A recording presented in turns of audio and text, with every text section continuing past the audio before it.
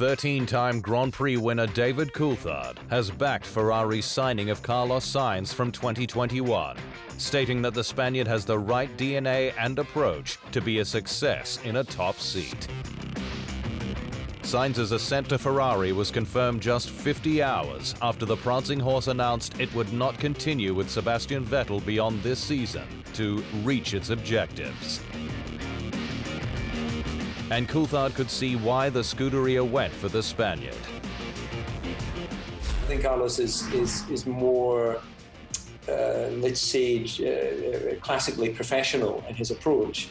You know, very straightforward, open. You know, it appears I would have no reason to doubt he's honest. I think clearly you look at the family DNA. You know, his father is incredible legend of motorsport in his own right, but incredibly approachable.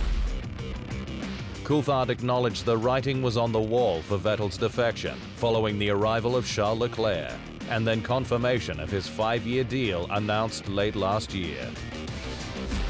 When Charles announced so early he was in a multi-year deal, that was quite a clear statement that it was going to be difficult for Sebastian, and it would take him having to either comply to what their offer was, and I sort of take it or leave it. Sebastian Vettel has increasingly limited options for 2021 as he prepares for his final season with Ferrari.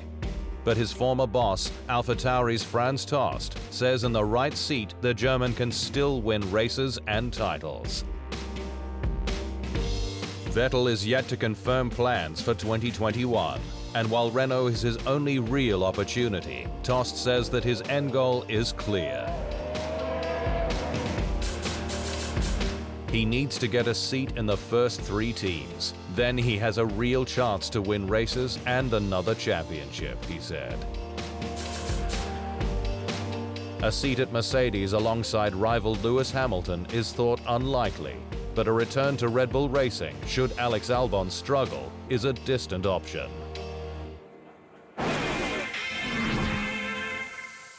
Two-time world champion Fernando Alonso has reportedly signed a pre-agreement with Renault to make his F1 comeback in 2021.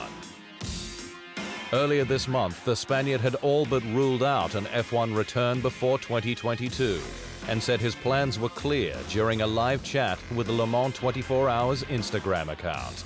In my personal case, I know more or less what I'm doing next year, and hopefully many of you will know very soon. But according to French magazine Auto Hebdo, those plans are likely to be in F1 as long as Renault commits to stay in the sport for another term. The spotlight was on McLaren last week, with news Daniel Ricciardo will pull on a papaya orange race suit as part of a multi-year deal from 2021, replacing Ferrari-bound Carlos Sainz. But one detail missed in the melee was confirmation of Lando Norris as his teammate, with the Brit, who is seen as McLaren's future, set for his 3rd season at the top. Norris, who is expected to again up his game against Sainz this season before race winner Ricciardo joins from 2021, has been one of the sport's biggest stars during COVID-19. With the meme lord constantly online during the break, either gaming, including racing in various E-series, or interacting with fans. We do a lot of things. I mean, I have my YouTube, I have Twitch, which I stream on quite a bit. Which is even playing games and doing other stuff and driving on my simulator at home. Williams has upgraded its future on-track prospects, securing ex-McLaren operations chief Simon Roberts as its new managing director F1. Roberts, who will report to Williams CEO Mike O'Driscoll, will start on the 1st of June and is effectively a replacement for ex-chief technical officer Paddy Lowe, who left the team on the eve of the 2019 season. With Roberts well capable of managing the former powerhouse squad's F1 technical, operations, and planning functions. He will lead a highly talented team that's looking forward to designing and developing the next generation of Williams F1 cars, said the outfit's deputy team principal, Claire Williams. Roberts is a high-profile signing for the proud British squad, having spent 17 years with McLaren, including one at the team's customer Force India, where he was Chief Operating Officer on secondment. F1's power brokers are ready for more cost-cutting measures, with teams set to vote on a glide path down from the now approved $145 million cost cap that will be introduced from 2021. The proposed path, which needs just 6 of the 10 teams' approval to be agreed, would see the cap drop to $140 million in 2022 and $135 million from 2023 to 2025. It will be reviewed in 2024.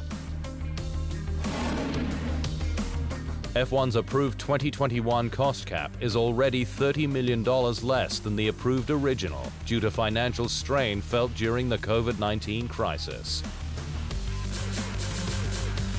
We should be less obsessed about the cap and more focused on making the sport competitive, said Red Bull Racing team principal Christian Horner.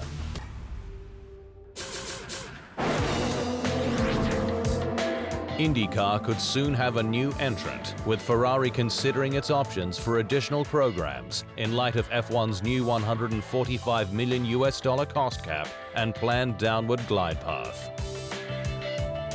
Ferrari has railed against further restrictions, having already restructured operations based on the original $175 million figure, but intends to diversify its interests with IndyCar and potentially the World Endurance Championship to retain its workforce.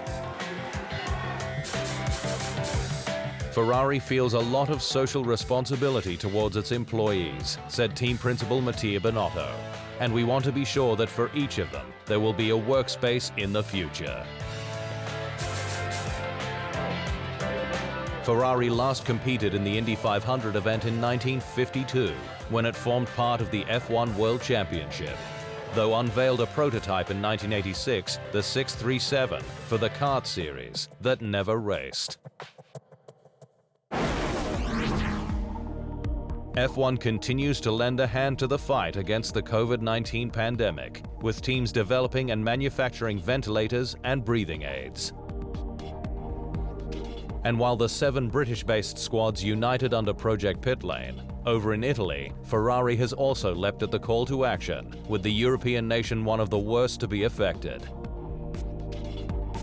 The prancing horse has been producing respirator valves and fittings to upgrade existing masks for use in hospitals, but has now gone one step further, having developed a new low-cost ventilator called FI5 that is not only reliable but easy to assemble. The pulmonary ventilator was designed in only 5 weeks, with the project just one of a series of technical collaborations Ferrari has with the Genoa-based Italian Institute of Technology. With the FI5 ventilator's specs, drawings, software, firmware, and more made open source so that anyone can produce it for immediate benefits. F2 driver Juan Manuel Correa is hoping to return to the grid in 2021, with the Ecuadorian-American making solid progress in recovering from the injury sustained during last year's Belgian Grand Prix. Correa endured horrific injuries at Spa-Francorchamps last year, with the crash also claiming the life of his friend Antoine Hubert. But he has been pushing hard to return to racing. My best guess would be that in around a year or so, I could possibly be ready to drive again. Because I still have quite a lot of surgeries to go. There's some, it looks like I have the ligaments in the knee that I need to get more surgeries. My ankle is still, it's hard to tell how much more it will recover.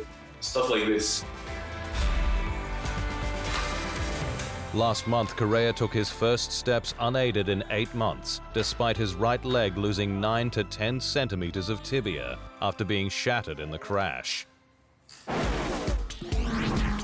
Austria is set to mark the start of the 2020 season, with Spielberg's Red Bull Ring hosting back-to-back events from July 5. But while F1 has its fingers crossed for a return in the aftermath of lifted COVID-19 restrictions and lockdowns, 3 races have reportedly been left off the alleged latest version of the schedule.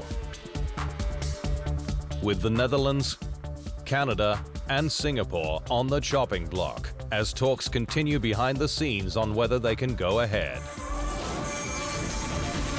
The 19-round calendar has Hockenheim replacing Silverstone if the UK's new quarantine laws kick in.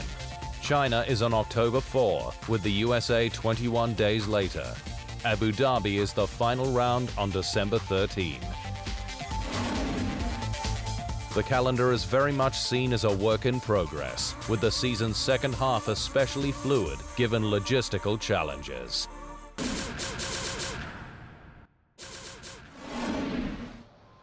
Thanks for watching. To stay up to speed on all things Formula One, make sure you hit the subscribe button.